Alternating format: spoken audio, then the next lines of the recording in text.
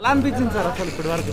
గురుజీ తీసిన సినిమా, త్రివిక్రమ్ గారు తీసిన సినిమా అసలు ఖచ్చితంగా 100% బాగుంటుంది.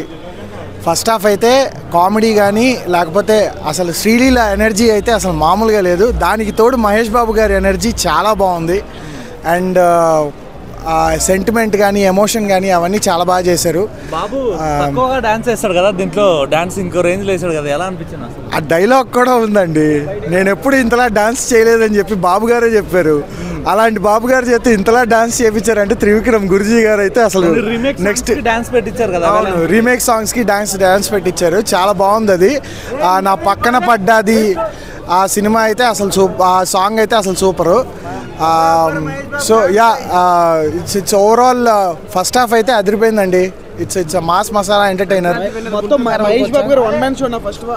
వన్ మ్యాన్ షో కాదండి, everybody did their part. Mahesh Babu garu అయితే అసలు మామూలుగా లేదు ఆయన యాక్టింగ్. ఆ పంచ్ డైలాగులు కానీ అవి కానీ చాలా బాగున్నాయి. క్యారెక్టరైజేషన్ కూడా చాలా బాగుంది, చాలా క్యాజువల్ గా చేశారు. 2 సినిమాలు వస్తున్నాయి కదా, 2 వర్కౌట్ అవుతాయంటారు. అది బ్లాక్ బస్టర్ టాక్ వచ్చేసింది కదా సార్. హనుమాన్ ఇప్పుడే చూసేసి వస్తున్నాను. హనుమాన్ బ్లాక్ బస్టర్, ఖచ్చితంగా బ్లాక్ బస్టర్. నాకు తెలిసి ఈ పండక్కి సినిమా ఇండస్ట్రీకి 4 సినిమాలు బ్లాక్ బస్టర్ అవుతాయని నా ఉద్దేశం. ఫస్ట్ హనుమాన్ అయితే బ్లాక్ బస్టర్ టాక్ వచ్చేసింది, ఆల్రెడీ నేను చూసేసి వచ్చాను. అదిరిపోయింది ఫస్ట్ హాఫ్. సెకండ్ హాఫ్ అయితే అసలు భక్తి పరవశంలో మునిగిపోతాం మనం. అసలు లిటరల్గా ప్రతి ఒక్కరు చూడాల్సిన సినిమా హనుమాన్ అయితే.